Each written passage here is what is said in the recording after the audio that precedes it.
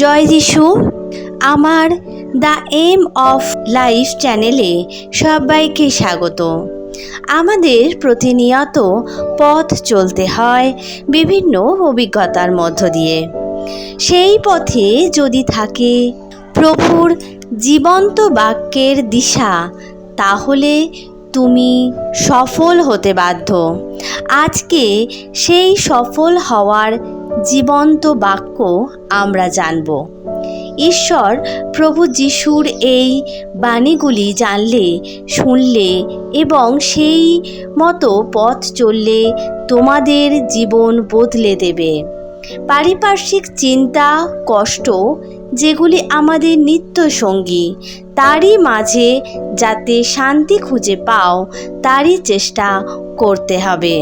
যোহন লিখিত সুসমাচারের 16 অধ্যায়ের 3 পদে বলেছেন, আমি তোমাদিগকে এই কথা কহিলাম যে আমাতে তোমরা শান্তি পাও।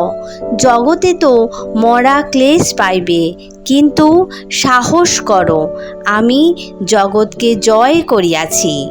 সঠিক পথের দিশার খোঁজে প্রথম জীবন্ত বাইবেলের বাক্য হল, ভয় করিও না।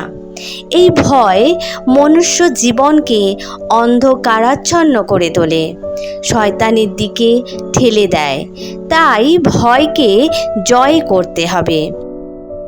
যিশাইল 41 পদের 10 পদে বর্ণিত, ভয় করিও না, কারণ আমি তোমার সঙ্গে সঙ্গে আছি। ব্যাকুল হইও না, আমি তোমাকে পরাক্রম দিব, সাহায্য করিব।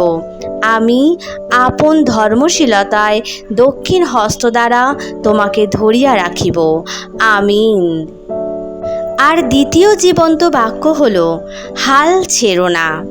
গালাতীয় 6 অধ্যায়ের 9 পদ বলছে, আর আইসো, আমরা সৎ কর্ম করিতে করিতে নিরুৎসাহ না হই, কেননা ক্লান্ত না হইলে যথা সময়ে শস্য পাইব। অর্থাৎ ভালো কাজ করতে করতে আমরা যেন ক্লান্ত না হই, তাহলেই আমরা সঠিক সময়ে সঠিক ফল পাব। জীবন্ত বাক্যের তৃতীয় বাক্য হল, সঠিক পথ নির্ধারণ। আমরা অনেক সময় বুঝতে পারি না কোন পথ আমাদের জন্য ঠিক আর কোন পথটি ভুল, কিন্তু ঈশ্বর তা জানেন। কি করব, কোথায় যাব, কতটা কাজ করব, সব তিনি ঠিক করে দেন। তাই সতত আনন্দ করো, অবিরত প্রার্থনা করো, সর্ববিষয়ে ধন্যবাদ করো। আমিন। চতুর্থ জীবন্ত বাক্য হল, ঈশ্বরের প্রতি বিশ্বাস। ঈশ্বরকে সম্পূর্ণ হৃদয়, মন ও আত্মা দিয়ে ভালোবাসো এবং তোমার প্রতিবেশীকেও নিজের মতো করে ভালোবাসো। এবং পঞ্চম জীবন্ত বাণী হল, প্রেম ও ক্ষমা।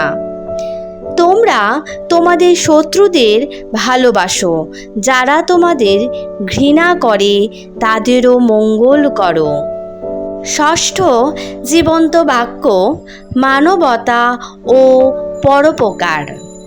তোমরা মানুষের জন্য যেমনটা করতে চাও, তাদের সাথেও ঠিক তেমনটাই আচরণ করব। সর্বশেষ বাণী হল, শান্তি ও সাহস।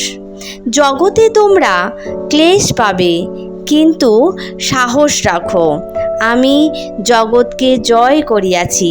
অর্থাৎ ঈশ্বরের প্রতি বিশ্বাস রাখতে হবে, যাতে শান্তি সঙ্গে ভয় চলে গিয়ে সাহস আসে।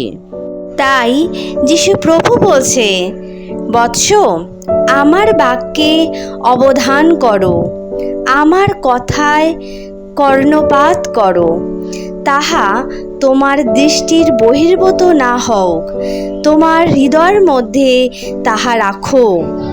গীত সংহিতায় 18 অধ্যায়ের 35 থেকে 36 পদে বর্ণিত, তুমি আমাকে নিজ পরিত্রাণ ঢাল দিয়াছ, তোমার দক্ষিণ হস্তে আমাকে ধারণ করিয়াছ, তোমার কোমলতা আমাকে মহান করিয়াছ। তোমরা যদি আমাতে থাকো এবং আমার বাক্য যদি তোমাদের মধ্যে থাকে, তবে তোমাদের যাহা ইচ্ছা হয় আজ্ঞা করিও, তোমাদের জন্য তাহা করা যাইবে। আমিন। মনুষ্য কেবল রুটিতে বাঁচিবে না, ঈশ্বরের মুখ হইতে যে প্রত্যেক বাক্য নির্গত হয় তাহাতেই বাঁচিবে। আমিন। জয় যিশু। সকল ভালো থেকো, সুস্থ থেকো আর ঈশ্বরের পথে চলো।